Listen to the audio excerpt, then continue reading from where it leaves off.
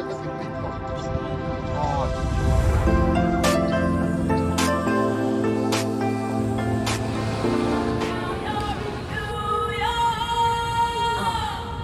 Welcome to the bright lights, baby. Pull it to your wife right there. Yeah. Yo, am I right? Yeah, that's my girl. Be good, Yeah. man. See you later. Hey, enjoy that. You sure? All right, thank Yeah. you.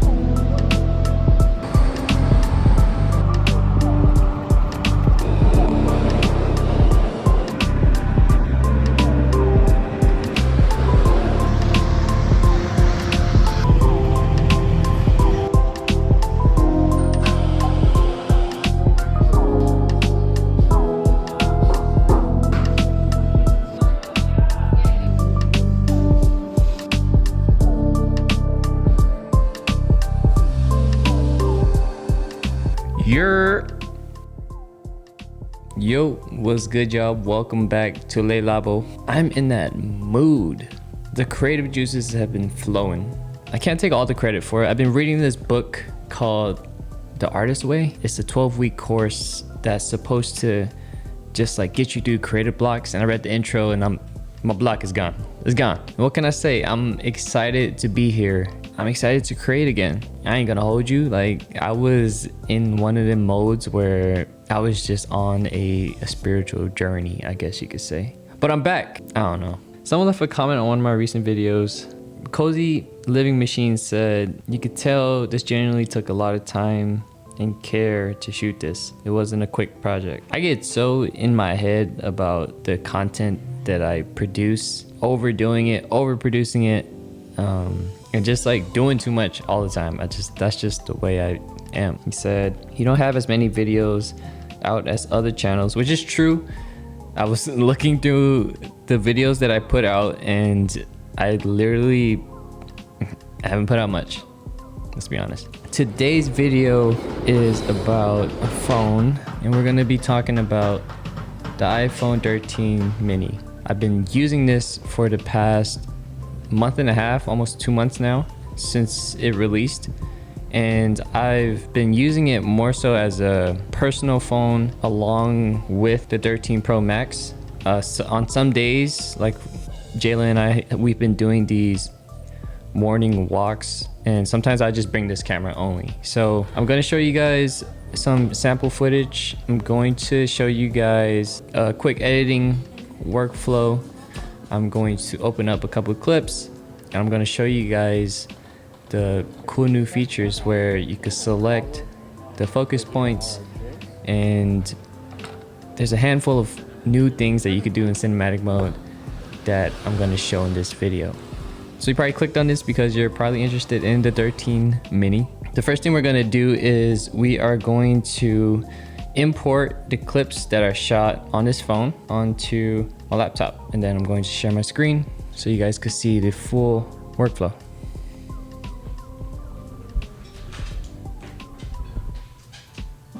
Alright, I'm currently editing on my 16-inch M1X MacBook Pro. All we're gonna need is a USB-C to lightning cord. You could airdrop the clips to yourself, but I find this way a lot more simple, for me at least. This way you don't have duplicates. Some people use the Photos app. I just like hardwiring it, and you're just gonna wanna trust your computer. You wanna make sure that your screen doesn't lock, otherwise it may disconnect you from the importing process. And the next thing I'm gonna do is just fire up Final Cut Pro. Final Cut Pro is the editing software I've been using for years, and it's compatible with the iPhone. It's made by Apple. And what I want to do is create a new library. Just gonna go here, new library. We'll save it to the desktop. We'll make a new folder called 2021 1108. So I'll go year, month, date. I've been doing this since college, so just got super used to it. And then inside of this folder, I'm just gonna call it iPhone 13 mini. You could pretty much name it anything you want.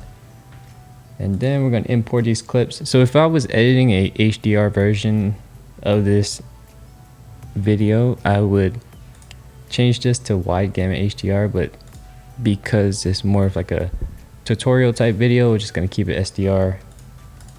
I'm just gonna do import or command I, same thing, and it's right here. It'll recognize iPhone 13 mini, and it's just gonna take a second to grab the clips, and then I'm gonna grab all of these.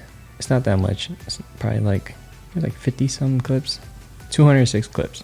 Is that right? I don't know if that's right. I don't think it's that much, but here, let me turn myself off real quick. Going over here, because these files don't live on the laptop yet, I'm gonna copy it straight into the library. Just makes things a lot more simple. And if your computer's more on the slower end, then you'd create proxy media, but we're working with 1080 clips shot in mostly cinematic mode, so we're not gonna need to do that. And I'm just gonna hit the import button. Should take a couple of minutes, not too long. Shouldn't be too crazy, but I'm gonna just let this run real quick, and then I'll be right back. All right, back in business. We imported everything, as you can see, and the trick to not having those missing camera clips is you have to eject your phone properly, and by doing that, you just reopen the import module, I guess you could call it. So I'm just gonna go command I, and then you see this little eject button up here in top left. Just want to hit that. It's gonna take a second to eject depending on how many clips you ended up importing. I didn't import that many, so it didn't take that long to eject. And then once I unplug my phone, all the clips are there. And then what we need to do is we need to create a new project. So I'm just gonna go over here, and because we're not working in HDR, I'm just gonna call this V1. I'm gonna do 1080, and then I'm just gonna hit OK. Got a bunch of clips. There's the HBO event we went to. We're in Brooklyn. A couple clips that we grabbed on the gimbal. There's this pretty cool cafe that we visited over. It's a Hong Kong cafe, I believe. I met this random dude outside of B&H, and he just wanted to show me his money. Right here. Pull it. Now you gotta like do something with it though. You gotta like count it like you know. You got the battery? It's hella funny because he wanted to buy a blunt off of me, and I was like, this ain't for sale. He's like, I got money. So you notice that I shot this in HDR, and as you see, bright content might be, so watch this. Once I add it to the timeline, you're gonna see it. Now it's all blown out. So a quick fix for this, and let me show you guys. So what I'm gonna do is I'm going to create a custom adjustment layer. If you don't know what an adjustment layer is, don't worry, I'll add a link. Pretty much everything that you apply to it applies to whatever's below it. I'm gonna go here, and I'm gonna go and search for HDR. So there's this tool in the Final Cut called HDR tools, and what it does is it pretty much converts it from HDR to regular standard. And we're gonna go, was it this one? No, HLG to PQ at 100 nits. So now it looks regular. See, blown out, HDR to regular. And then now everything that goes below it is gonna go accordingly. This isn't gonna be my first clip. Right now I'm just going through a series of selects, so I might start it off with something like this. I'm not gonna be mindful of that. See, now when I add a clip and I hit E, everything is going to be under it, and then it'll look good. And something I wanted to show you guys was this, cinematic mode. You could adjust the depth of field. So this was shot at probably like 2.8, and if I wanted to be more in focus, I could stop it down all the way to 16. So you can see right here, it was focused on this sign, and I could literally change the focus to this and keep it locked on that. So I could change the depth of field, and I could also change the focusing. So for cinematic mode, this is something that's in focus, and it automatically set the camera in focus. But what I want to show you is, let's just kind of mess this clip up real quick. I'm gonna go in here, and I just want to focus on this dude.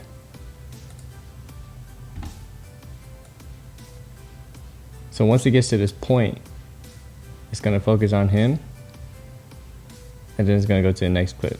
So it kind of just does its own rack focus, slow rack focus into the next clip. But if I wanted to delete that point, so just say I went to the point, right? And I went to reset it, I could literally just go reset parameter and then it'll delete that point. If you want, you can hit Control V and it drops this down, and then you could change the depth of field right here if you want. Once you hit cinematic, you actually get to see the depth. So without it, everything's sort of in focus. Once you turn it on, then you notice the background is now blurred. So this is this is with cinematic mode on. And then when I turn it off, it looks like that. I got Junior. Oh, Junior. All right. Hold on. So that's how it looks with it on versus how it looks with it off. So everything's in focus versus having that depth. Struggles. All right. Oh, look at Vito. Oh, Vito's right.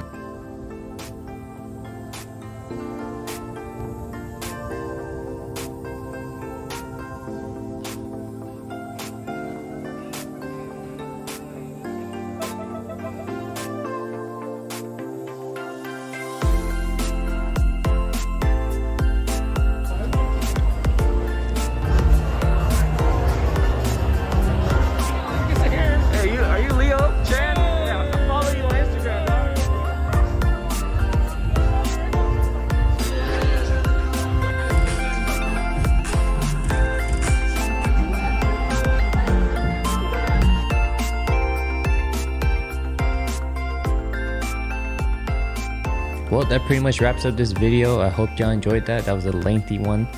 Hopefully there were, some gems in there that could help you with your creative process, creative flow, creative block. Trust me when I say this, I feel you. I've been through it. And I'm here to extend my hand or my arm to let you know that you're not alone. As an artist, especially having read this book, it's a journey, it's a marathon. And for you as a creator, just know that I got your back. When I say that, it's like I don't physically got your back, but like I understand in some way, shape, or form like what you're going through. I've been through it. But if you enjoyed this video and you're on this same sort of like wavelength, then subscribe to the channel. Only if you if you like it, of course. And I'll be around. I'm gonna be making more videos, more tutorials, and I'll catch you on the next one, maybe. But until next time, if you watch until the end,